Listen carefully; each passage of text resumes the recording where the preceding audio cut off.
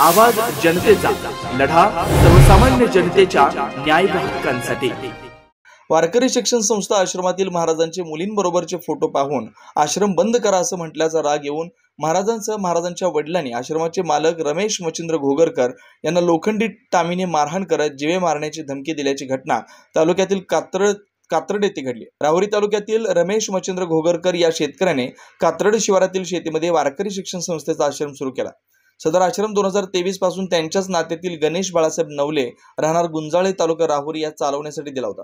परंतु गणेश बाळासाहेब नवले महाराज याचे मुलीबरोबरचे काही फोटो घोगरकर यांच्याकडे आल्यानं 5 मे रोजी रमेश घोगरकर दुपारी 1 वाजताच्या सुमारास वारकरी शिक्षण संस्था आश्रम इथे जाऊन बाळासाहेब सावळेराम नवले याची पत्नी कमलाबाई बाळासाहेब नवले यांना म्हणाला की गणेश नवले महाराज यांच्या मुलींबरोबरचे फोटो माझ्याकडे आलेले आहेत, गावात उलटसुलट चर्चा होते, तुम्ही आता हा आश्रम बंद करा असं म्हणाल्यानं बाळासाहेब सावळेराम नवले यांनी त्याच्या हातातील टामी रमेश घोगरकर यांच्या डोक्यात मारली व गणेश नवले महाराज यांनी लाताबुक्याने मारहाण करत तू जर इकडे आला तर तुला जीवे मारून टाकण्याची धमकी दिली।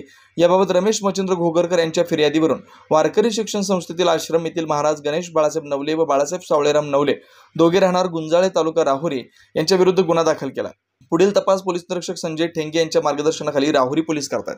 नवनवीन घडामोडी आणि सत्य बातमी पाहण्यासाठी आजच आमच्या YouTube चॅनलला सबस्क्राइब करा, शेअर करा आणि लाईक नक्की करा।